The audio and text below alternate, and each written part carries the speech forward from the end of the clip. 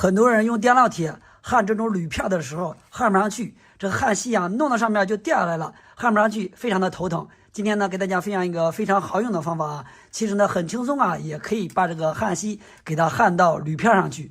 我们来看这个铝片呢，就是一个 LED 灯上面用的啊，这个上面就是铝的铝片。我们给大家来演示一下，如何让这个焊锡焊到这个铝上面。这个方法呢非常简单。首先呢，我们操作第一步啊，先找个东西把这个铝片给它支起来。然后呢，给大家先分享一下，就是用这个大号的防风打火机来焊一下。然后呢，给大家来分享一下用电烙铁焊接的一个方法。首先呢，我们先把这个防风打火机给它先点着，然后呢，先调一下火焰，不需要太大。接下来呢，把它放在这边烤，观察一下上面这个颜色有变化了之后呢，我们需要再给它加一种东西，就可以啊，很快的把这焊锡给它焊上去。你看，已经弯了，发黄了。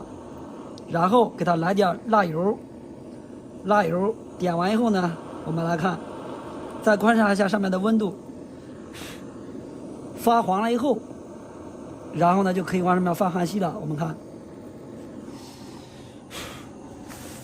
焊完以后，我们来看一下这个效果啊。先让它冷却一下，因为这个温度是比较高的。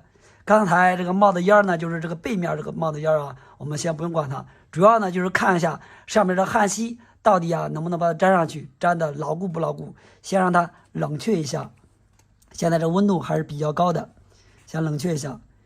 从这外观看着啊，应该是没问题，它已经粘上去了。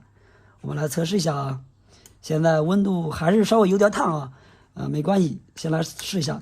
你看，已经粘上了，是不是？焊上了。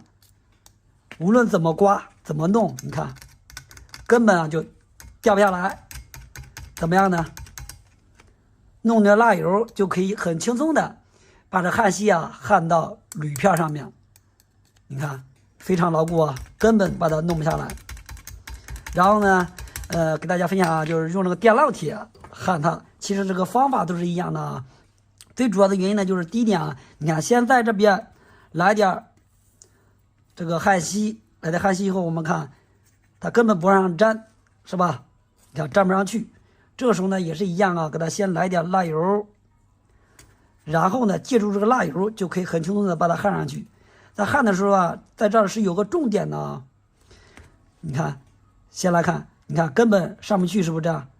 粘不上去的原因呢，就是这个电烙铁啊，一定要选择大功率电烙铁，温度达不到，这个焊锡肯定是粘不上去的。